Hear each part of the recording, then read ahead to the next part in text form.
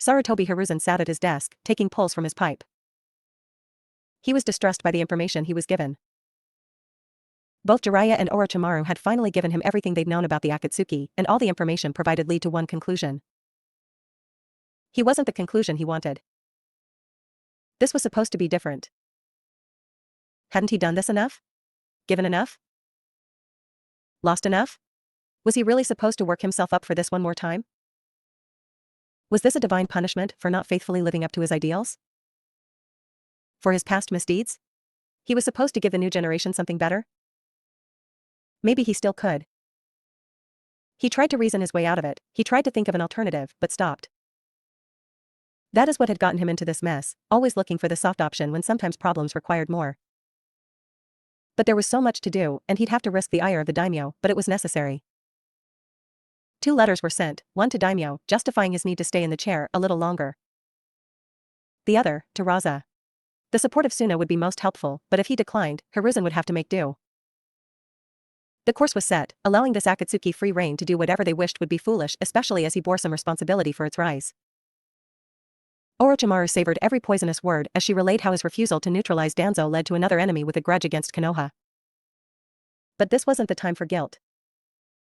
He'd given himself and therefore his forces 6 months to get where they needed to be. After that, they were going to war with Akatsuki and AIM. Even saying it, war, felt heavy.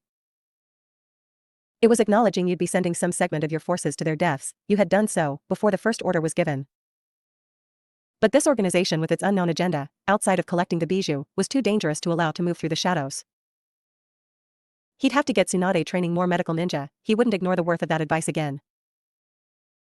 He'd have Jiraiya shore up his spy network, especially now that he didn't have to split his focus between Oto and the Akatsuki. Hiruzen wanted every bit of information they could get. So many plans, so much preparation. His village had gotten soft, too comfortable with the peace they'd enjoyed. In many ways, the village reflected his own decline. A decline thrown into sharp relief when he considers Orochimaru. She's had him beat every step of the way. He's been outplayed so thoroughly, it was over before he realized a game was afoot. But this last order, this is what she truly wanted. She put him in a corner and he had only one viable option. Jiraiya could train him eventually, but she was right, their skills didn't complement each other outside of a shared interest in Fuinjutsu. He hoped he wasn't damning a boy he saw as a grandson, and one that used to see him as a surrogate grandfather. He hoped that not even Orochimaru's taint would be enough to darken his soul, but this was necessary and shinobi endured, so Naruto would have to endure this. Request for apprenticeship by Orochimaru of the Sannin, named apprentice Naruto Uzumaki approved by Sarutobi Hiruzen, Sandaime Hokage. He wasn't in any extreme pain. Some discomfort, but he could manage that. A part of him hated he wound up back here, once again taken down in 2 strikes by a vastly superior opponent, but he was alive and had not been impaled, or shaven. He even has another legendary sword. So, all in all, a banner day for one Naruto Uzumaki. He's done a shinobi's work and deserves a shinobi's rest. The unwanted, uninvited, and inconsiderate guest in his room doesn't share this opinion, he doesn't share it at all. How did you do it? I need to know. I heard you the first time, Uchiha-san. I'm sorry my convalescence has delayed my response time to your queries. How I did it is simple, neither he nor his partner took me the least bit seriously, and I was able to delay them long enough for the freaking Sannin to arrive. So, I guess the real answer is the same one you got from the start. Why would he care about you? What's so special about you? I'm sure the no offense part of that is implied. And in response, it doesn't matter. I don't have anything more to say on the matter, so if you would please leave my room, I'd appreciate it. Sasuke realized he was being a pest, the redhead wasn't in the hospital for fun. He could have come back another time or went to someone else, but his need for revenge fueled the small bit of jealousy he felt for the Uzumaki. Itachi had told him he wasn't worth killing, but this kid, same age as him is? Why, what made him worthy? In a moment of pique and childishness, Sasuke did something that was beneath him and even he'd admit was jerkish. He grabbed Naruto by what should be the collar of his shirt as he was still wearing his face mask and demanded Naruto answer his unasked questions. The villagers never beat Naruto. Never chased in, there were no mobs to duck on his birthday. As such, he developed a sense that even they thought physical violence was a bridge too far. That wasn't the case, it's just that attempts of physical violence resulted in immediate execution, and that was one of the few things Hiruzen was intractable on. Because of this, Naruto developed a rule, more subconscious than anything. If they never touched him, never vandalized his stuff, he'd just ignore them. He might dislike them, but he would ignore them. But no one puts their hands on him without response. He would meet violence with violence, and not apologize for it. He didn't even bother to make Sasuke release his shirt. It wouldn't matter, and 3 hand signs performed faster than an eye blink. He demonstrated why, as his once languid hair were now crimson spikes long enough to impale the wall adjacent from his bed. However, there was no Uchiha stuck to the wall. Naruto-kun, that was a tad strong, wasn't it? Kakashi said, holding his wide-eyed student, quickly coming to terms with how close to death he'd been. He wanted to glare at the redhead, but the look in the Uzumaki's eyes dared him to. He shouldn't have put his hands on me, Naruto said, ending his jutsu and his hair returning to its natural state. He should not have, but surely the penalty for such an offense isn't death. Just break a leg next time, Kakashi replied with an eye smile, and Naruto nodded. Sasuke grew concerned as he wasn't sure if either party was joking or not. What the hell happened in here? Please no yelling, Tsunade-abakan. Then tell me why there are 2 holes in the wall that weren't there when I left. Sasuke and Naruto had a bit of a misunderstand, Tsunade-sama. I take full responsibility and will be disciplining my student for his outbursts, Kakashi said, pulling Sasuke away. He didn't want to be around an angry Tsunade. As the members of Team 7 departed, Tsunade ran a quick diagnostic over Naruto and was satisfied with his recovery but wouldn't let him leave. She was amazed when he didn't complain, just asked if there was a soft light available so he could read, which she had the support staff provide, and left him to his devices. He was on his knees, gasping for air. His training session hadn't gone well. His timing was off. His balance was shot. He used to move with grace, now he plods. He has to fight his instincts, them telling him to use a hand that is no longer there. The phantom pains are still there, and in his dreams, he remembers the sensation. It haunts him, be he conscious or not. In moments so much had been taken from him. Word had come that the daimyo ordered the end of the cage bird seal. The branch family was going to be free and had the option to form their own clan in restitution to the generations of oppression. Neji should be happy, but he can't stop himself from thinking their freedom was bought with his arm, and he doesn't know if it was worth the price. He's free, but he is also less. He once was a servant, but he was strong, capable. More than capable, prodigious. His potential limitless, so he imagined, but now he's broken. So while his fellow branch members cheer and the main family speak empty words about relocation, Neji trains. He trains and trains and trains. And she watches. He can feel her eyes on him. Every moment, every twitch. Nothing escapes her gaze, her eyes sharper than most give her credit for. He hates her eyes that presume to watch him in such close detail. Picking apart his every flaw, laying him completely bare to her judgment. How dare someone weak possess such eyes? Eyes that look through him when he informed her of her fate? Eyes that deem him lesser. Eyes of the entitled, of the blessed, the chosen, that can't bear the burden of luxury? Minimal expectation, and she falters, always seeking to break from tradition when tradition keeps the Hyuga strong. She's a failure. And he hates her. He'd have his father, if not for her. His father would be free if not for her. She takes and takes and takes from him. Her lack of talent as great as his genius, the two in inverse. Both cannot rise, what harms one benefits the other. She was strengthened by his injury. Was the Uzumaki her agent? Sent to avenge her loss, because she was too weak to do it herself. It must be, why else would he be so brutal to a complete stranger? She set this in motion. She watches him now to see her master work, to see the fruits of her labor, his struggle. That bitch. Stop watching me. His breathing has become even more ragged. He can't take it anymore. Even injured you are still quiet, the genius, Nai-san, she said evenly. What does that mean? Are you mocking me? Why would I mock you? We are family. The end of the seal does not make us family. You and I can never be family. So enjoy your momentary victory, because it won't last. I take no pleasure in your disability. Watching you struggle holds no entertainment for me.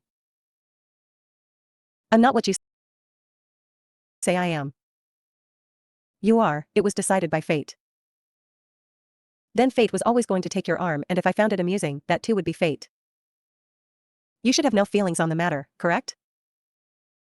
It is all predestined. Niji does not speak, he cannot craft a retort, and Hinata takes that as her cue to leave. She did not lie. Seeing Niji hurt held no pleasure for her. What pleasure could you take of watching someone live on an injury when you sincerely wished them dead? Her plans were coming together much faster than she'd ever anticipated. She knew with the information she had the Akatsuki the old fool would feel the need to be proactive. He hadn't lost all of his instincts, but she assumed he'd be too soft to lead the charge. That he'd delay for a year or two and let his replacement handle it. But this is almost better. He'd have to sit in that chair and live with the disgrace as many of his top down and wonder if he's going to war to cling to power, the man of peace himself being considered a warmonger?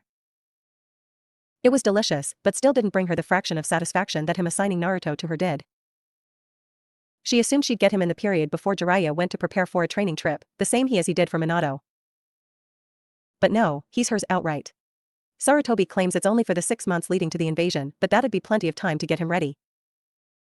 She just couldn't wait. Jiraiya's expression when the old monkey made his decision was just icing on an incredibly sweet cake. He could only glare, the one sign of his impotent rage. She would get Naruto ready and with the might of Konoha, vanquish all of their enemies. Then the old monkey can go wither away in irrelevance while she and Naruto-kun continue to break barriers. She couldn't wait.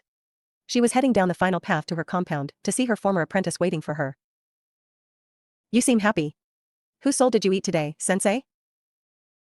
Oh, Enko-chan. You smell of disappointment and sake. Well, you always smell of disappointment. Fuck you, bitch. You were never really my type. So I've heard.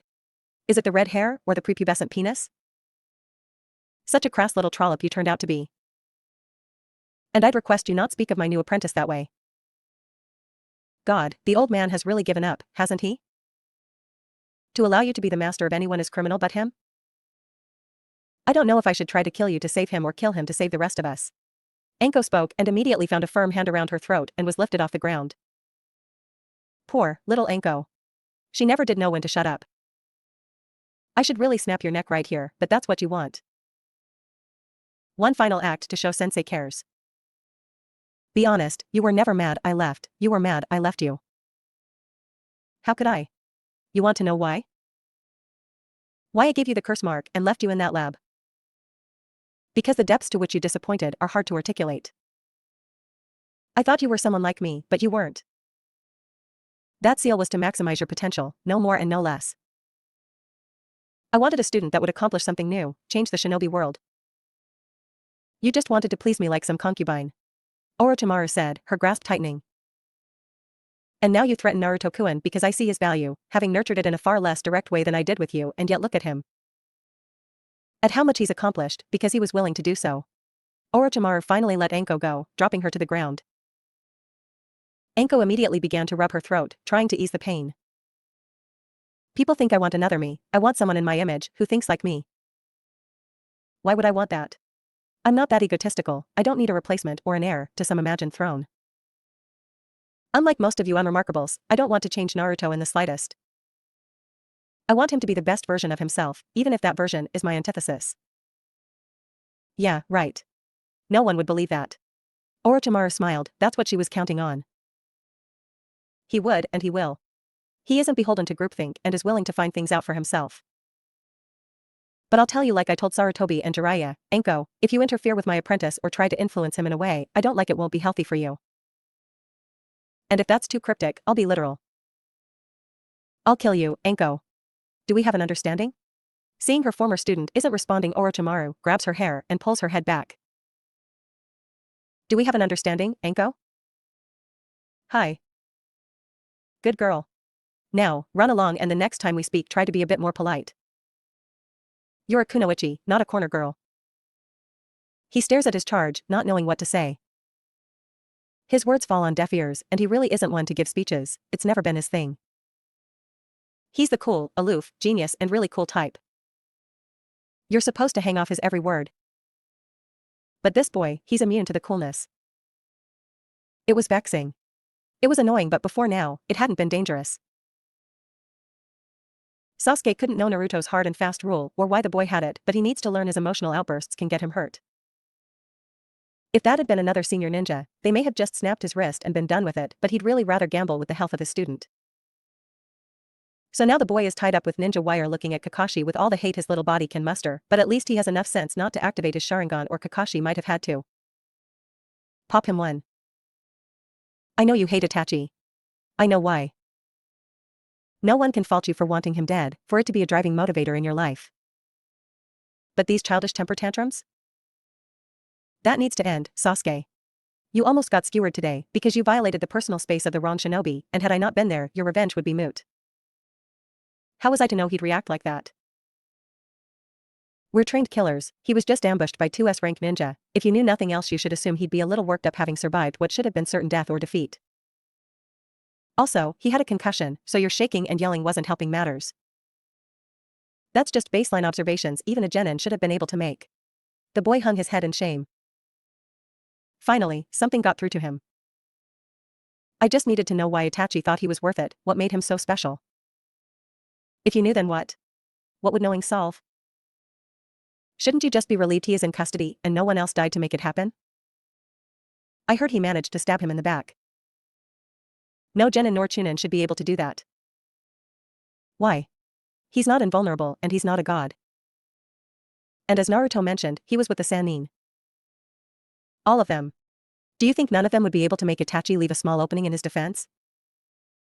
He likely wasn't concerned about Naruto at that point, and that was his mistake.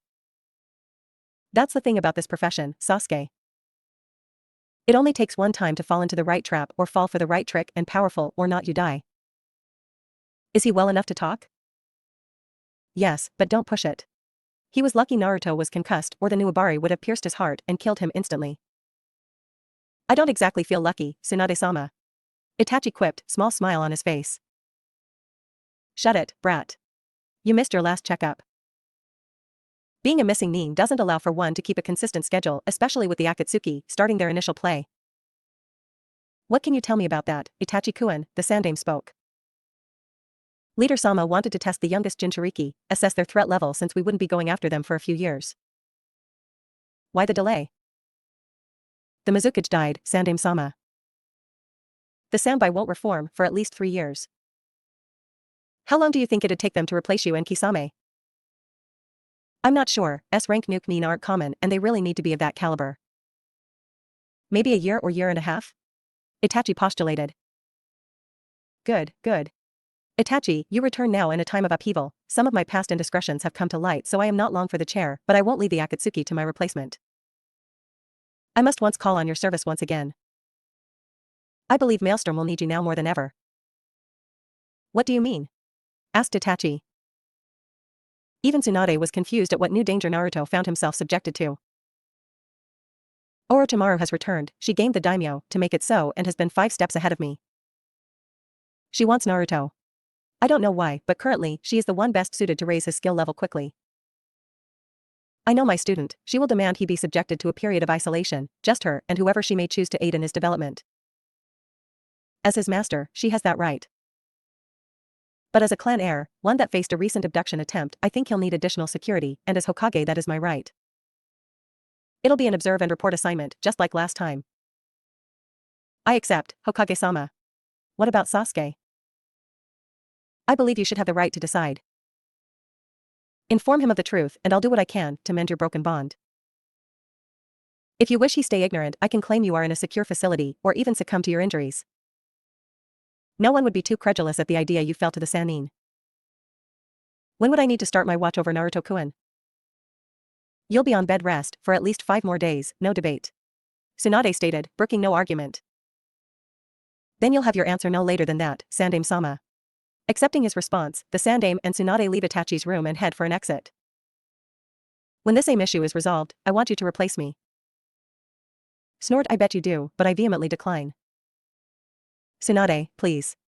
The village will need strong leadership. Then let Jiraiya do it.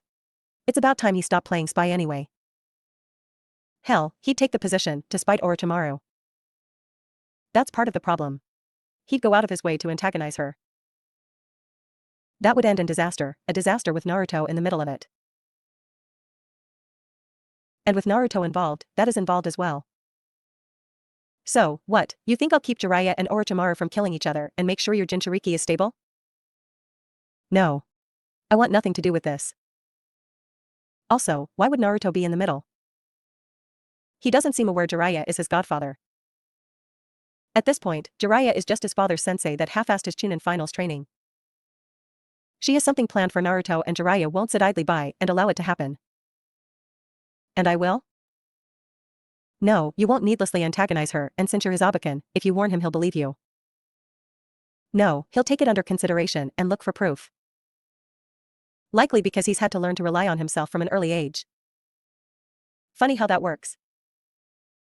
I can't have that fight again, Tsunade. You're the best choice. And maybe with you in the chair this village can get back something it's lost under my leadership. You may even inspire Naruto to want to be Hokage again. Sarutobi said, causing Tsunade to glare at him. That's more reason not to take the hat. If he gave up on that idiotic dream, then all the better, he'll live longer.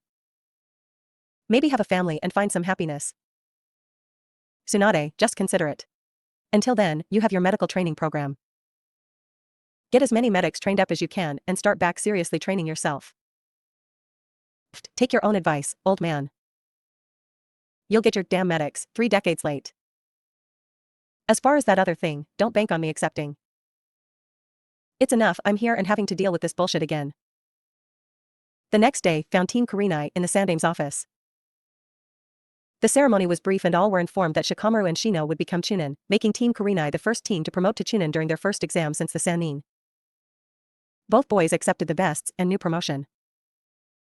Both Kurenai and Naruto were happy that the entire team was allowed to succeed together. Hiruzen gave them their moment of merriment before he continued. While this is good news, this also signifies a change.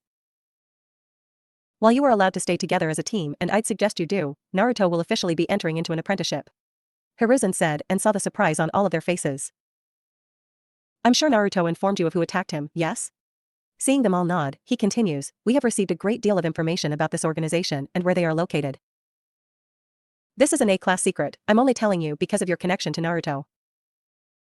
In 6 months' time, we will be invading AIM with the intention of ending the Akatsuki threat.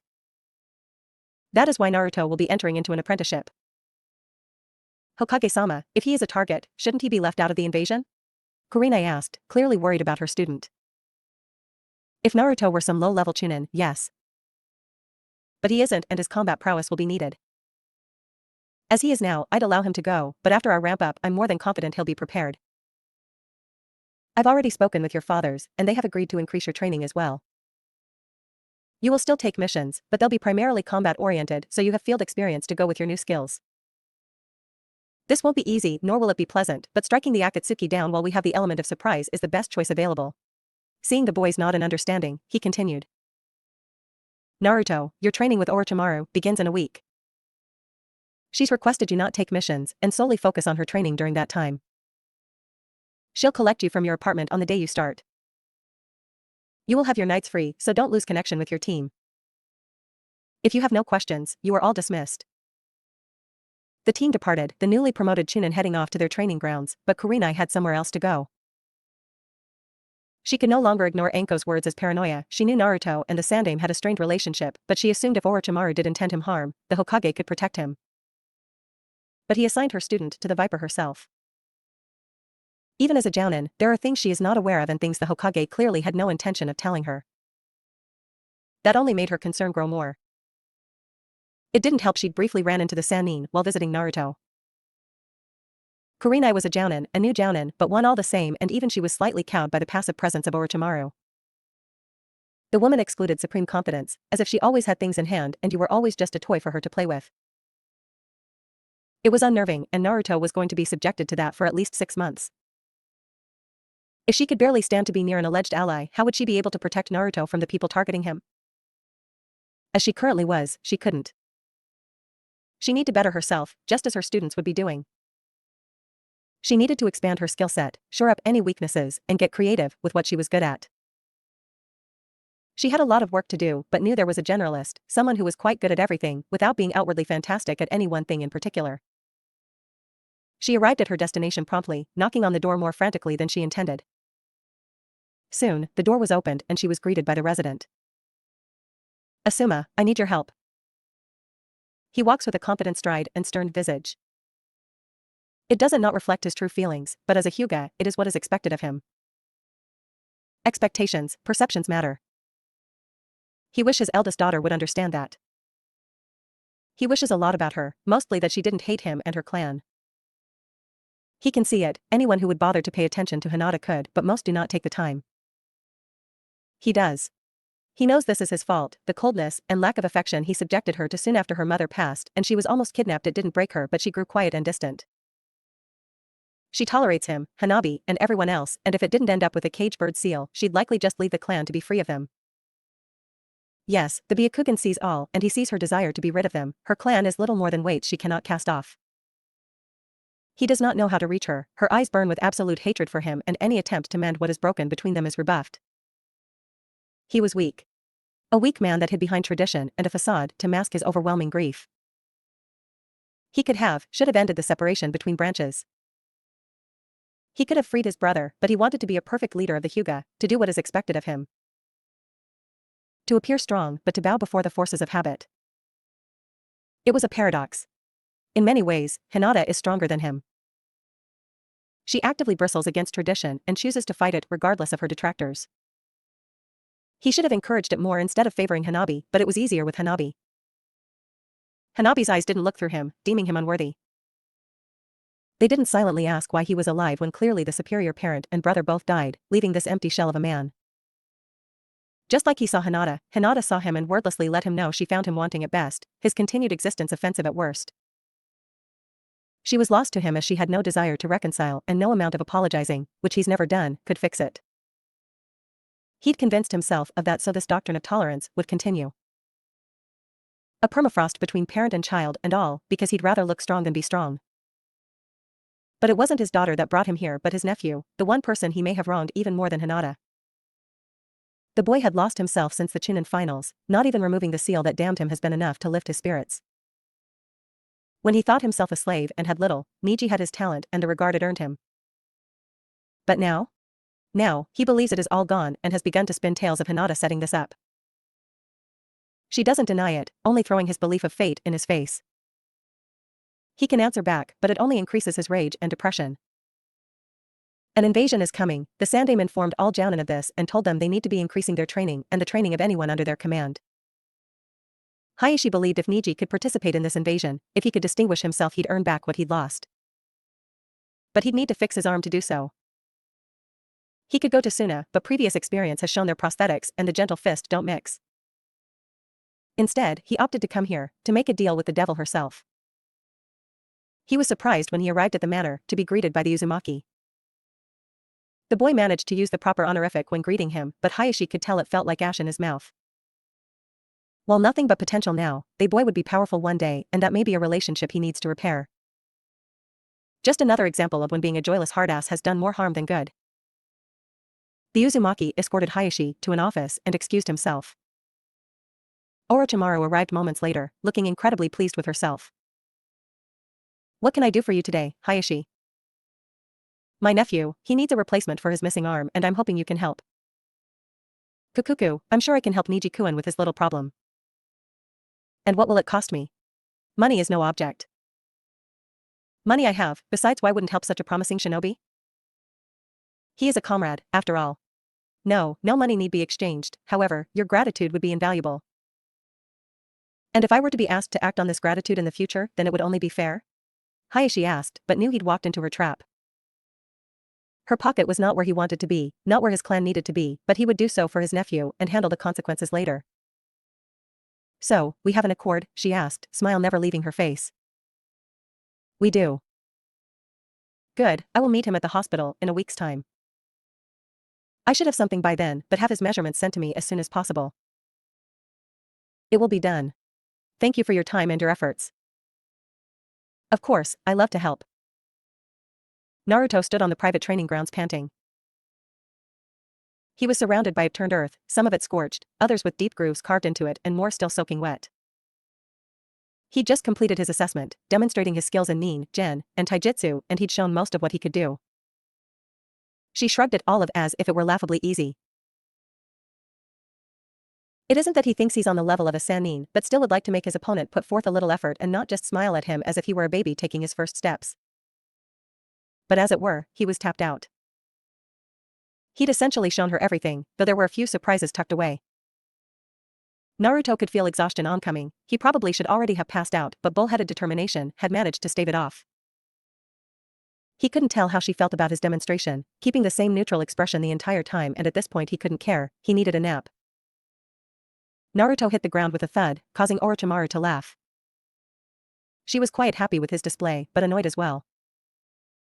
Had he been given proper directly when he graduated and allowed to promote when he earned it, he'd likely be further ahead and with more experience. If nothing else, it is experience he needs as much of what he knows.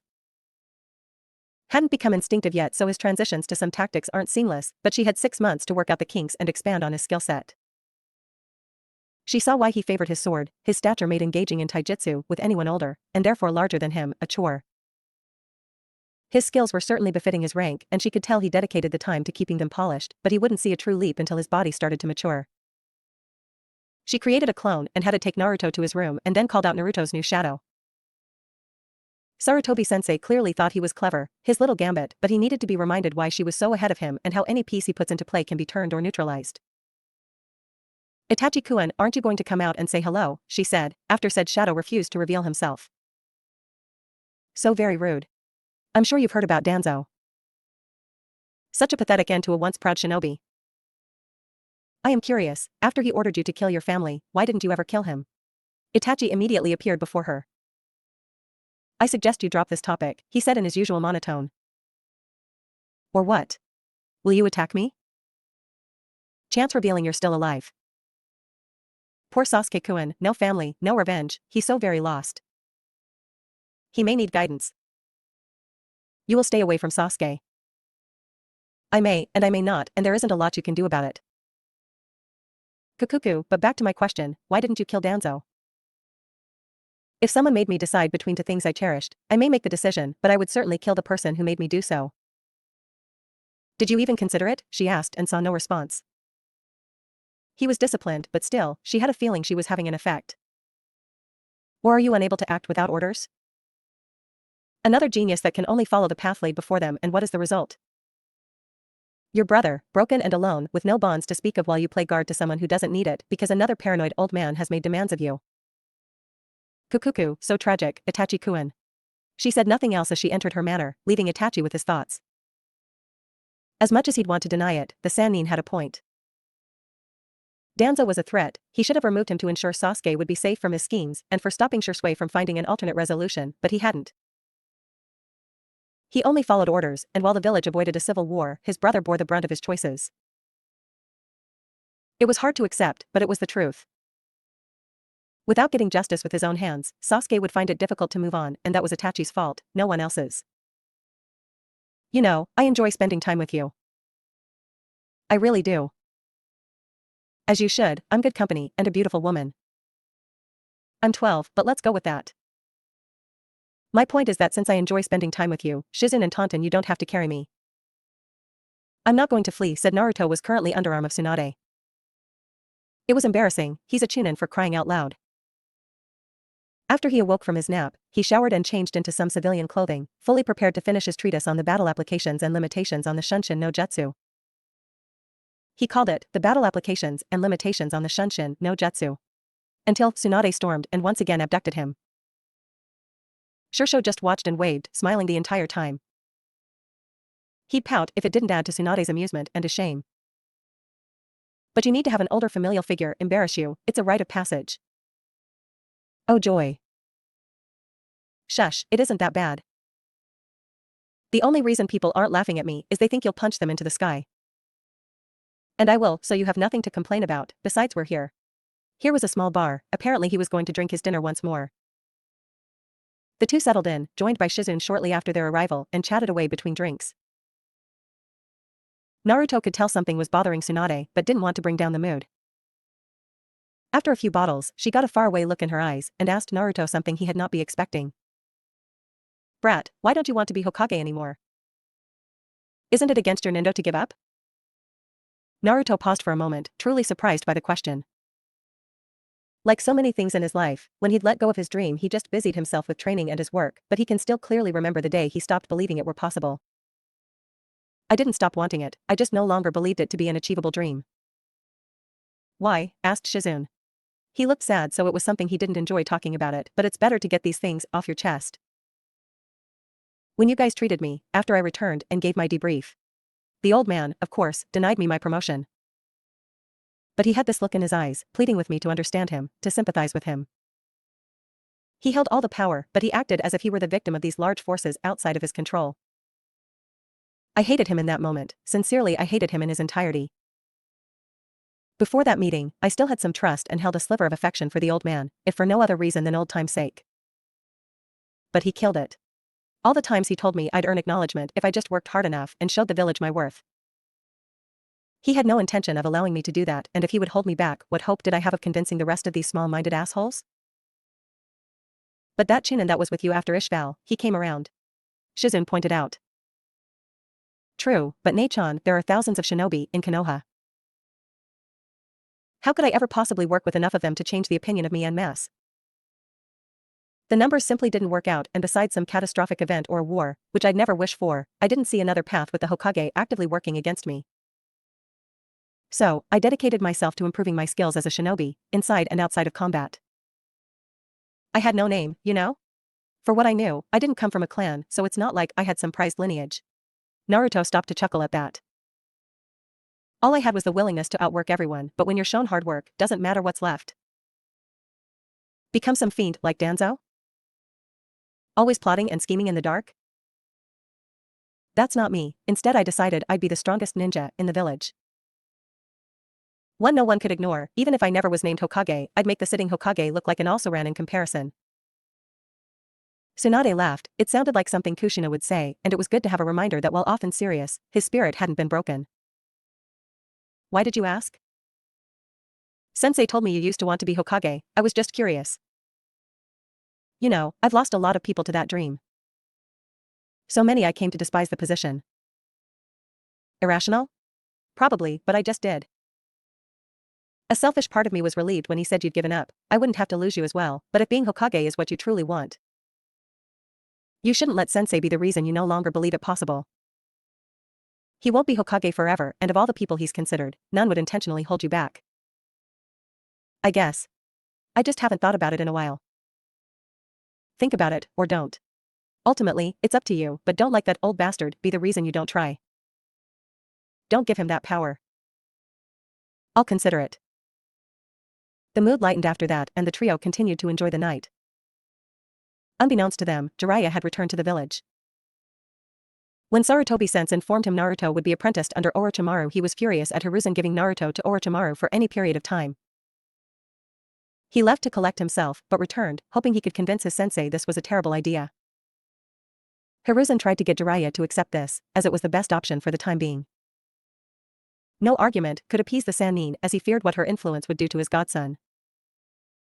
Jiraiya stormed out of Hiruzen's office, in desperate need of a drink. He just so happened to pick the same establishment our trio were occupying.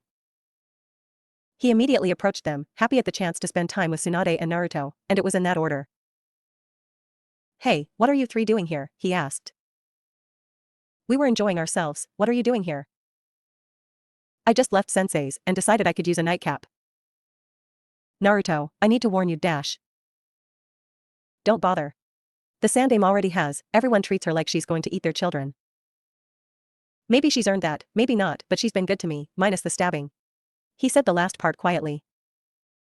You don't know her like I do, we were on a team together for years. You need to listen to me, Naruto. I only have your best interests in mind. That's cool or whatever, but I'll be fine. I prefer to judge people for myself, and if something feels wrong, I'll handle it. You can't handle it. This isn't some second-rate Kiri swordsman, Naruto. Orochimaru has been at this longer than you've been alive. She could have plans within plots, and you'd never know until it was too late. She's twisted, she always has been. Just come on the road with me. I trained your father, I certainly can train you. He ignored Tsunade's scoff and waited for Naruto's reply. I don't fight like my father, from what little I know, I'm nothing like him. I just don't think you're the best sensei for me. It really isn't anything personal. Not personal? You'd rather be taught by that sick monster than your own godfather, and it's not personal? You're my godfather? Naruto said in genuine surprise and was wondering why his mom hadn't said anything. Yes, and I'm sorry I hadn't been there for you. I won't make excuses, but give me a chance to make this right. We can go on the road and I can show you more than the snake ever could. Jiraiya said, his old feelings of jealousy flaring up. The old man isn't pulling me off my team, I can't continue to take missions with them if I left, and he said it's important I do that. We can take missions, Naruto. But I wouldn't be with my team. I need to stay in sync with my team, so I have to stay here. Also, the old man already decided and I agreed to it. I don't go back on my word. This time you do. You have no idea the amount of danger you are in, and I can't fathom why Sarutobi-sensei is allowing this. Granted, he was always too soft on his favorite student, literally letting her get away with murder, but this is too far. Just pack your things, we'll leave in the morning. He already said he isn't leaving, Jiraiya. And that's stupid. I'm not going to let him be used by her. You two seem to forget what she's really like, a heartless traitor that cares for no one because she can't. She's a high-functioning sociopath and the evilest bitch to ever grace the elemental nations. Tsunade didn't know why Jiraiya's words were having an effect on her. She's listened to this insipid rant enough to just ignore it, but this time she can't. He needs to be made aware of some things, and maybe he'll finally shut up. Naruto, you mind if I tell you a story? It isn't long. We don't have time for this, Tsunade. You intruded on us, Jiraiya, and I didn't ask you, now shut up, she said with an edge to her voice that didn't go unnoticed. Sure. Naruto answered. There once was a little girl. She lost her parents early in life and it left a lasting scar. She also didn't think like everyone else, morality and social norms around deviance didn't make sense to her. But she was also a genius, so much in fact she attracted the attention of the Hokage to be on his genin cell along with the princess of the village and the town jester. Now, the Hokage was considered a great and powerful man who was also incredibly wise. He came to believe in his own wisdom as well.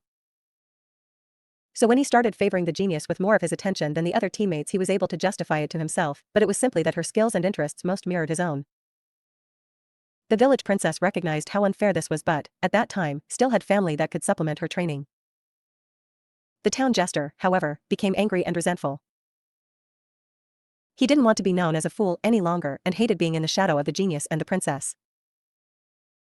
However, as is often the case, when little boys become angry at powerful men, the boys lash out at weaker targets instead of challenging the powerful man. The jester started to mock the looks of the genius. Anytime he felt insecure, he'd levy an insult. What the jester hadn't known was not only was the genius sensitive about her looks, but she had a bit of a crush on the jester and wanted him to do well. But after his continued insults, she grew to despise the jester and mocked him in kind. The jester would always see himself as the true injured party, and the genius's later actions would only solidify that in his mind. Jiraiya's face was frozen in shock at Tsunade's stories. A part of him wishing it wasn't remotely true. Oh, but there is more to this tale. The team was poison. The genius hated the jester hated the genius, and both craved the acknowledgement of the wise and powerful old man. The team would manage to stay together, fight many battles, and even a war. They were young then, barely in their 20s, when they received the titles that would cement them as the most legendary team of ninja to ever exist. The wise and powerful old man was proud of his students and their growth. Each having prodigious skills in various shinobi arts, but he took notice of the genius most of all. She had matured into an exotic beauty, and with how much she respected and admired the wise and powerful old man, he found himself desiring her in the way a power man often desires a woman. They began an affair, one where the wise and powerful old man would pull her toward him and push her away.